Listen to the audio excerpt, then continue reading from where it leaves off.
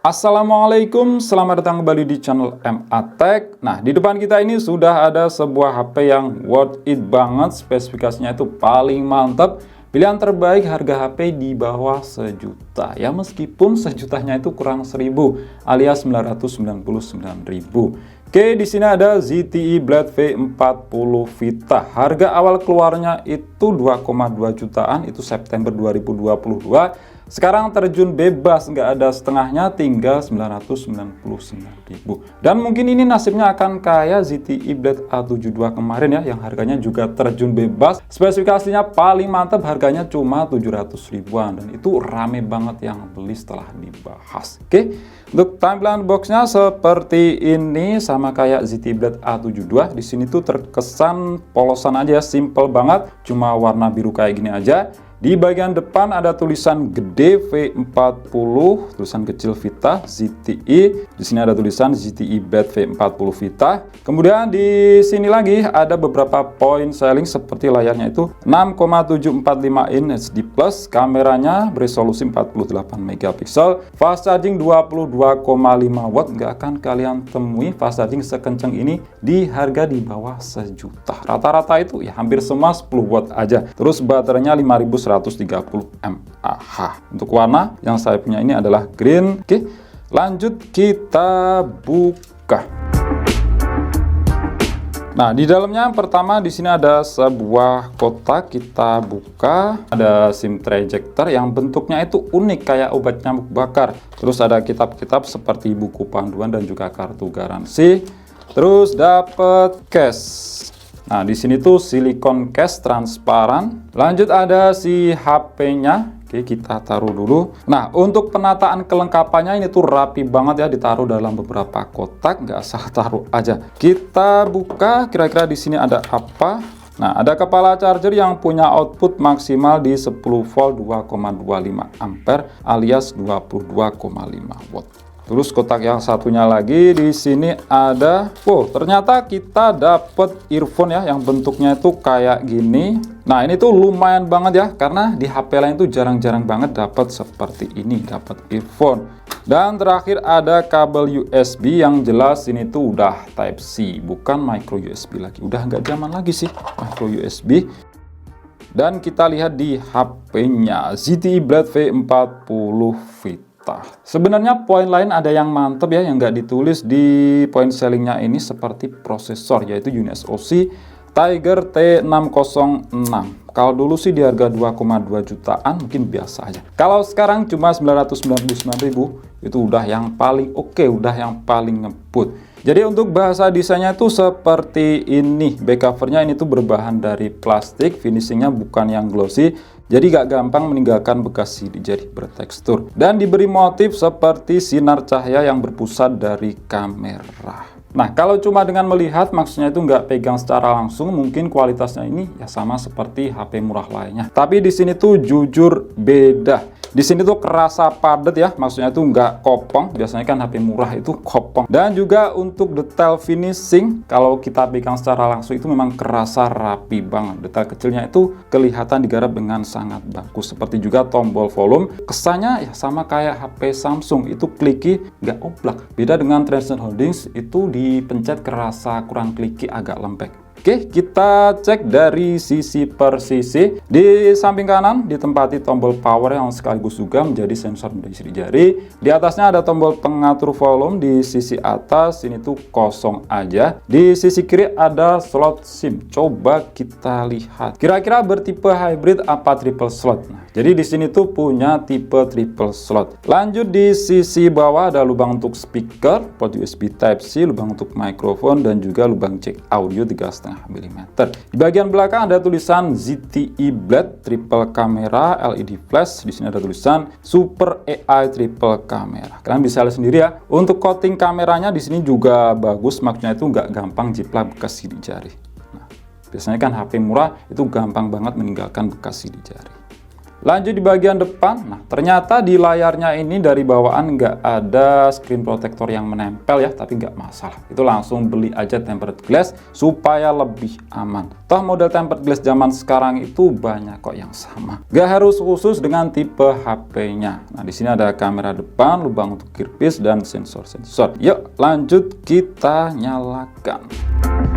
Oke, seperti ini tampilan home screen dari ZTE Blade V40 Vita. Jadi ini kondisinya sudah saya install beberapa aplikasi tambahan dan setting-setting. Nah, untuk model kamera depannya ini tuh do drop notch, yaitu model huruf U bukannya huruf V. Dan jujur ya, untuk bezel bagian atas, kanan, kiri ini tuh termasuk tipis dibandingkan dengan HP yang harganya itu sekelas. Di sini kelihatan lebih minimalis aja. Kalau untuk ketebalan dagunya ya masih dalam batas wajar lah di harga segini. Yang saya akui mantap di harga segini ya, perbandingan dengan HP lain yang harganya itu di bawah sejuta. Di sini kualitas layarnya itu paling the best, paling oke, warnanya itu paling tajam, dan juga untuk suhu warnanya itu enak di mata, dilihat itu nyaman. Dan untuk maksimal kecerahannya di sini termasuk tinggi. Nah, kalian bisa lihat sendiri di kamera itu kelihatan silau. Dan memang rasanya kualitas layarnya itu meskipun sama-sama IPS, beda kelas lah dengan kualitas layar di itel. Yang di situ memang kecerahan maksimalnya itu rendah dan juga suhu warnanya itu memang kerasa murah, agak kebiru-biruan. Oke, kita cek di tentang ponsel. Nah, di sini UI-nya itu bernama MyOS 11 atau bahasa Indonesianya itu OS saya. Versi Android-nya itu sayangnya di sini masih 11, terus untuk RAM-nya 4 GB, bisa ditambah dengan fitur virtual RAM. Itu ya cuma bawaan aja sampai 2 GB. Terus di sini ada keterangan untuk CPU-nya, kapasitas ROM dan ukuran layar. Kita lihat di bagian layar. Nah, untuk screen refresh rate di sini udah sampai 90 Hz ya, mantap di harga di bawah sejuta. Dan di sini ada pengaturan otomatis atau adaptif. Karena itu ada di Redmi 10 5G itu nggak bisa set otomatis, hanya bisa set 60 Hz atau pilih 90 Hz. Terus di sini juga bisa atur untuk suhu warnanya. Secara default aja ini di mata saya udah enak ya, udah nyaman, tapi masih bisa kita custom lagi. Nah, kita coba cek untuk sistem update apakah di sini dapat updatean. Sayangnya untuk sekarang di sini nggak dapat pembaruan lagi yang mentok di Android 11 MyOS 11. Lanjut kita cek di aplikasi yang sudah saya install untuk ngecek hardware-nya itu lebih dalam. Pertama device info HW. Jadi untuk storage-nya di sini udah bertipe UFS. Mantep, udah gede 128 GB plus udah UFS. Apalagi harganya itu cuma di bawah sejuta ya, meskipun kurang 1000 alias 999.000. Dan kalau saya lihat di GSM Arena itu katanya pakai UFS versi 2.2. Untuk SoC pakai UniSoC Tiger T606 1,6 GHz, fabrikasi 12 nanometer, dan GPU-nya itu pakai Mali G57. Kalau untuk performa di HP yang harganya murah, memang seri ini tuh pilihan terbaik ya, paling the best, dan memang seri ini banyak digunakan di HP murah yang mengutamakan performa. Oke, untuk screen resolusinya 1600 x 720 atau SD+. Penyimpanan RAM 4 GB, storage dari 128 GB yang bisa kita pakai itu sekitar 109 GB. Untuk kamera di sini pakai sensor Hynix H4821 itu 48 megapiksel. Dan depannya ini nggak tahu sih yang bener yang mana, Galaxy Core atau Hynix yang 8 megapiksel. Untuk baterainya itu 5130 mAh, tapi di GSM Arena itu tertulisnya 6000 mAh. Kalaupun disebut 6000 mAh, ini tuh saya lebih setuju karena dilihat bobotnya ini tuh cukup berat dan juga cukup tebal, terus juga di sini kerasa padat ya. Dan pengalaman saya pakai ZTE Blade A72 dengan kapasitas baterai sama dengan HP ini, itu ketahanannya di atas rata-rata dibanding HP lain dengan kapasitas yang kurang lebih sama. Meskipun rata-rata HP lain itu 5000 mAh, tapi 5000 mAh dibanding 5130 mAh itu kan nggak begitu jauh, tapi ternyata ketahanannya memang kerasa jauh. apalagi kalau dibandingkan dengan 5000 mAh-nya itel, itu memang kerasa cukup boros ya. Faktornya itu saya kurang begitu tahu apa memang UI-nya atau memang kualitas baterainya itu sendiri. Kalau kita balik ke HP zaman dulu yang masih baterai copotan, itu meskipun kapasitas baterai sama, tapi kalau beda merek itu memang beda kualitasnya, ketahanannya itu juga beda ya. Mungkin gambarannya seperti itu. Oke, terus untuk sensor kita cek di aplikasi Sensor Box aja. Di sini kira-kira kelengkapannya itu ada apa aja.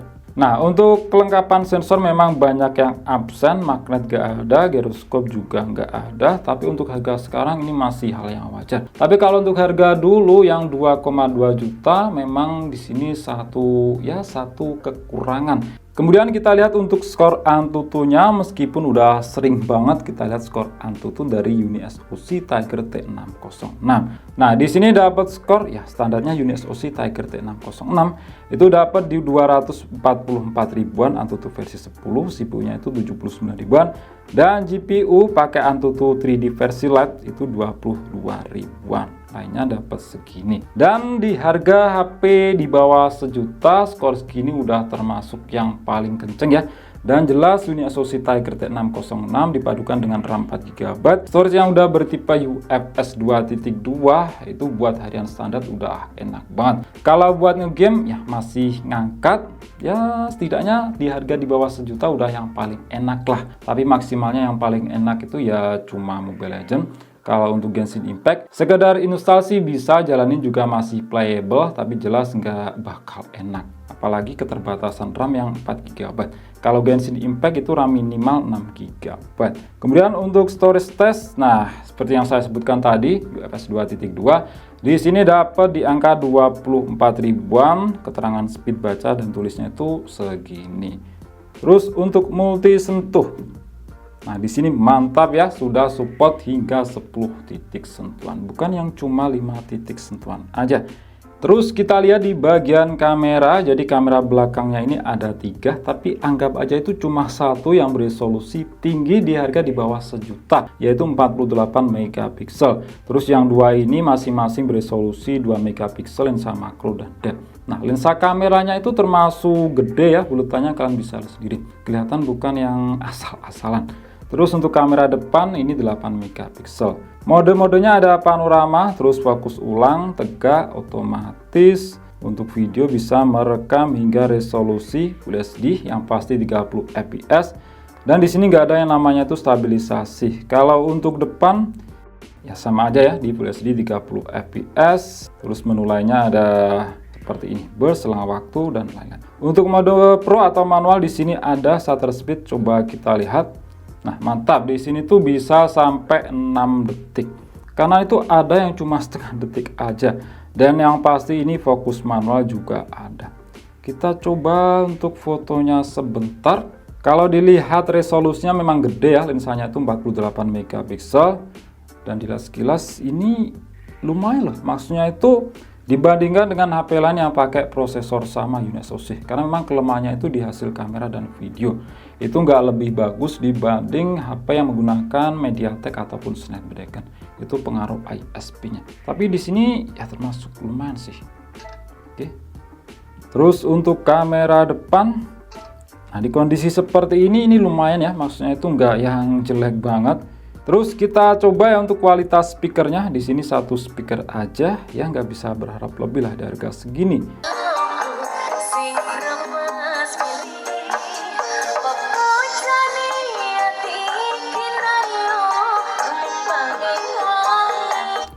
Nah, untuk kualitas speakernya ya memang khas HP murah. Di sini detailnya memang kerasa kurang, tapi setidaknya ini nggak yang bukan jelek banget sih. Itu malah lebih jelek di itel, itu kelihatan cempreng, detailnya juga ancur-ancuran.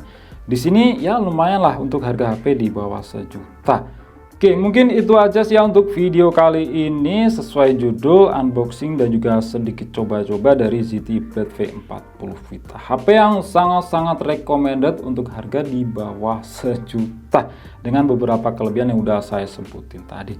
Klik like jika kalian suka dan share jika kalian rasa video ini bermanfaat. Kita jumpa di video selanjutnya dan wassalamualaikum warahmatullahi wabarakatuh.